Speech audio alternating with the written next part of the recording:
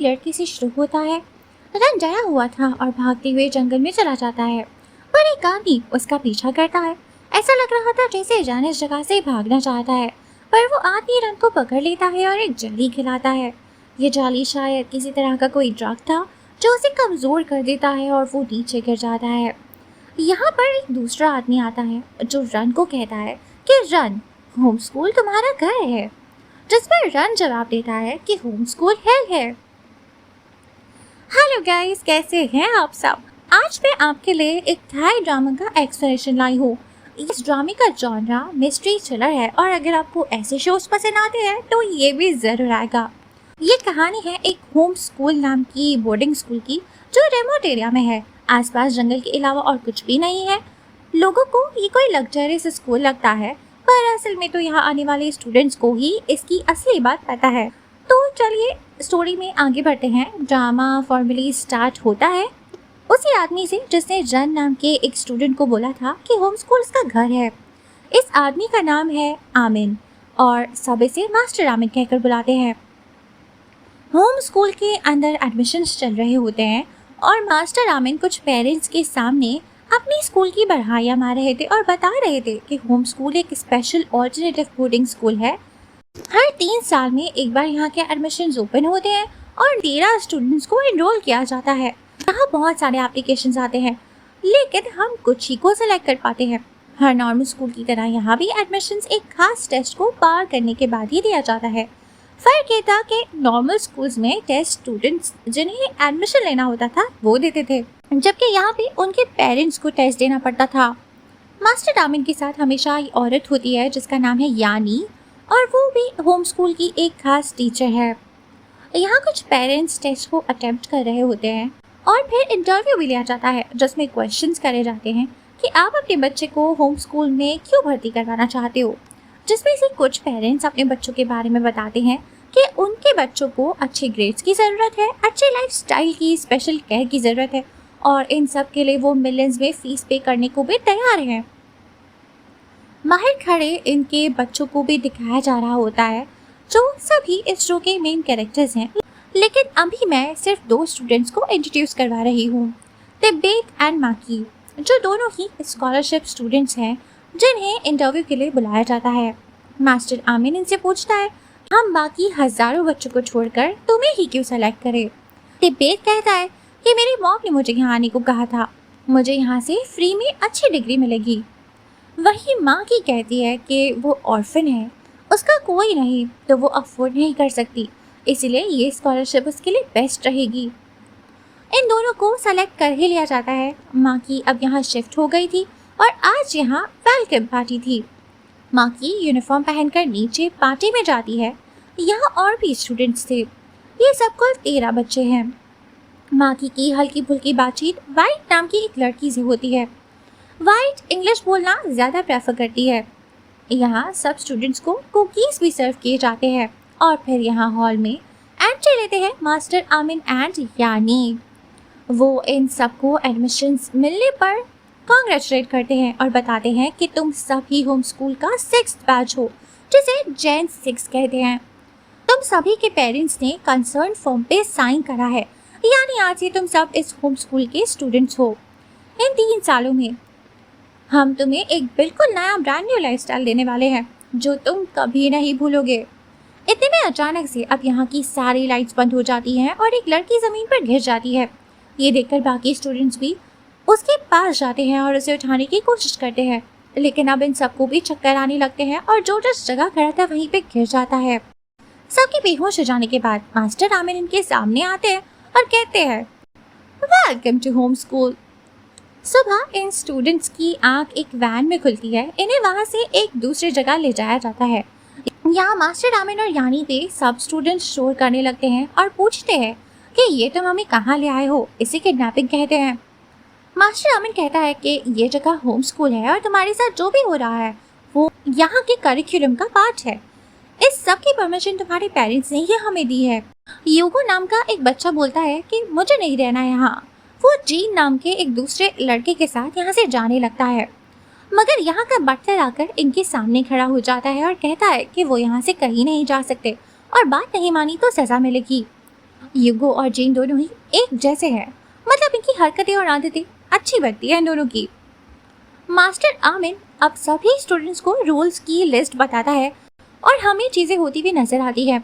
Students के phones ले लिए जाते हैं, एक बार बेडरूम में चले जाओ तो फिर बाहर निकलने की परमिशन नहीं मिलती।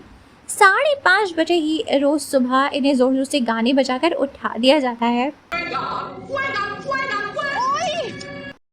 एनीवेज नेक्स्ट मॉर्निंग में सभी को किचन में ले जाया जाता है। वहाँ एक टीचर इन्हें बताती है कि आज इन्हें अपनी तीनों मील्स का खाना खुद ही तैयार करना होगा।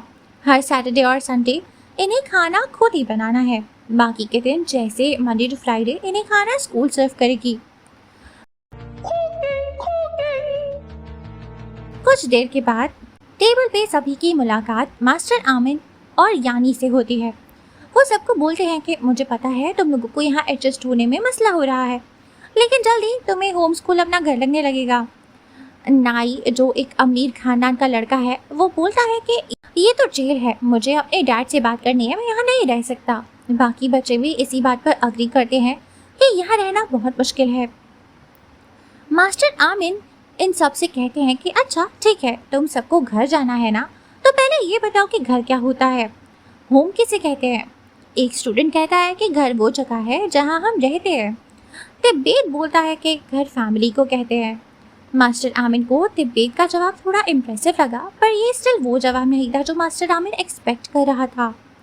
वो बोलता है कि तुम्हें जल्दी होम क्या होता है ये पता चल जाएगा। वो सभी को कुछ और रूल्स भी बताते हैं। कोई भी स्कूल के एरिया से बाहर नहीं जा सकता और किसी भी रिस्ट्रिक्टेड एरिया में जाना मना है, और वो इसका रीज़न ये देते हैं कि यहाँ जो जंगल है वो बहुत ख़तरनाक है। मगर फिर भी हमें दिखाया जाता है कि कुछ स्टूडेंट्स स्कूल का गेट तोड़ के बाहर जंगल की तरफ निकल जाते हैं। असल में स्कूल जंगल के अंदर ही बना हुआ था। जो बच्चे स्कूल से भाग रहे हैं उनका इंट्रो भी दे देती हूँ। मैक एंड मॉर्ग ये दोनों भाई हैं। युगो और जेन का तो पहले ही बता चुकी हूँ। जिंगजाई नाम की एक लड़की भी इनके साथ है, ये भी बिल्कुल उन दोनों के जैसी ही है, मतलब इनके दिल में जो आता है ये वो करते हैं। इन सब के साथ वाइट भी जा रही है और फूजी नाम की एक लड़की भी है। इन्हें स्कूल से भागते हुए मास्टर आमिन ने कैमरा में देख लिया था। वो बचे हुए स्टूडेंट्स को बुलाकर बोलते हैं कि तुम्हारे फ्रेंड्स यहाँ से चले गए हैं तो तुम्हें जाना होगा और जाकर उन्हें लेकर आना होगा। ये स्टूडेंट्स बोलते हैं कि आपने ही तो बताया था कि जंगल सेफ नहीं है और रूल्स के मुताबिक हमारा वहाँ जाना अलाउड नहीं है। जिस पर यानी बोलती है कि हमारे एक और रूल के मुताबिक तुम लोगों की जिम्मेदारी अपने दोस्तों को सेफ रखने की भी है। इसीलिए अब ये सारे ही बचे हुए लोग भी उन स्कूल से भागे हुए स्टूडेंट्स को ढूंढने के लिए चले जाते हैं। वहाँ रात हो रही थी, इसलिए माकी बोलती है कि हमें डिवाइड हो जाना चाहिए। वो फेंग फ्यू और नाई को एक डायरेक्शन में जाने को बोलती है और खुद पनहंग और तिब्बत के साथ दूसरे डायरेक्शन में जाती है। आप लोगों को नाई, माकी और तिब्बत का तो पता चल ही गया है। यहाँ मैंने 3 और नए लोगों के नाम लिए हैं, फेंग और फ्यू। ये दोनों लड़कियाँ हैं और आपस में अच्छी बनती है इनकी।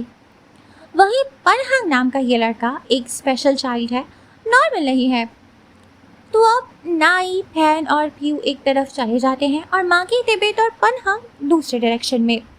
वही सीन अब युगो वाले ग्रुप पे शिफ्ट होता है जो स्कूल से भाग गए थे।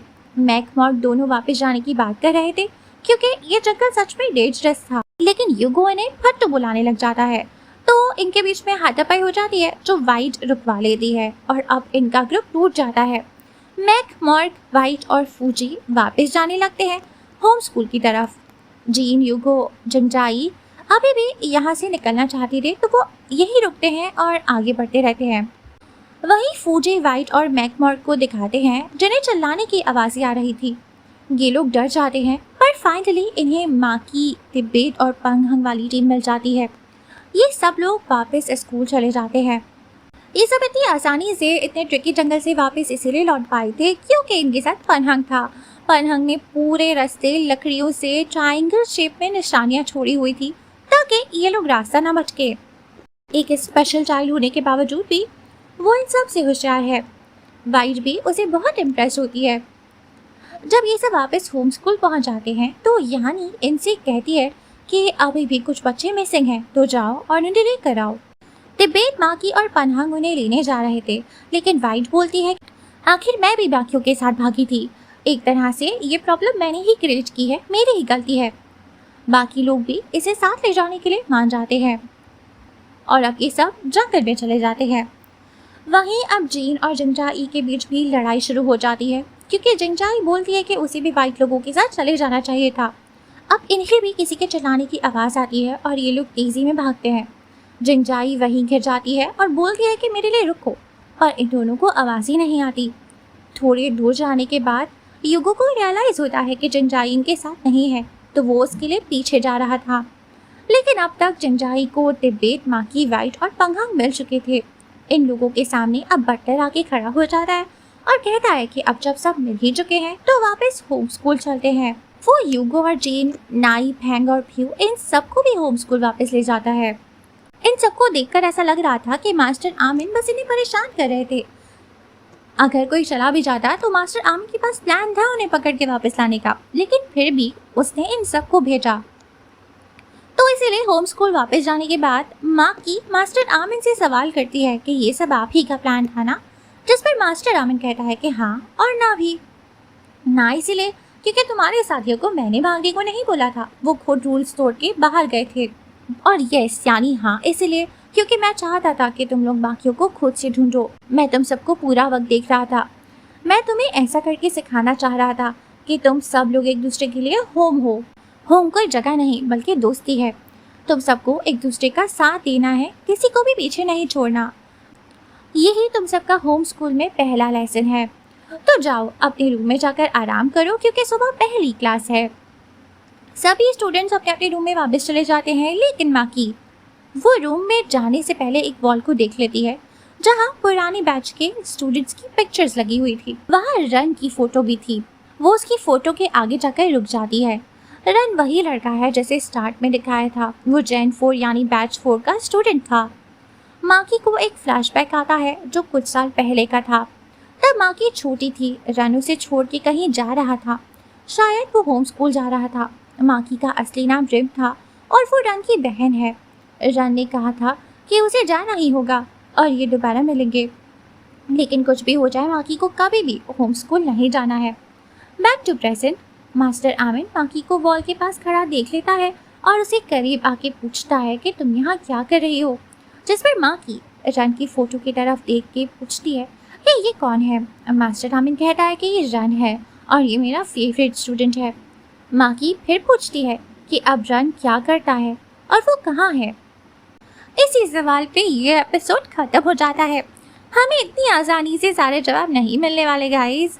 That's it guys. तो अगर आपको ये वीडियो अच्छी लगी हो और नेक्स्ट बार देखना चाहते हो तो कमेंट करके मुझे बताना, ऐसे हमें मोटिवेशन मिलती है और बाकी वीडियोस पे जल्दी काम कर पाते हैं। तो गुड बाय।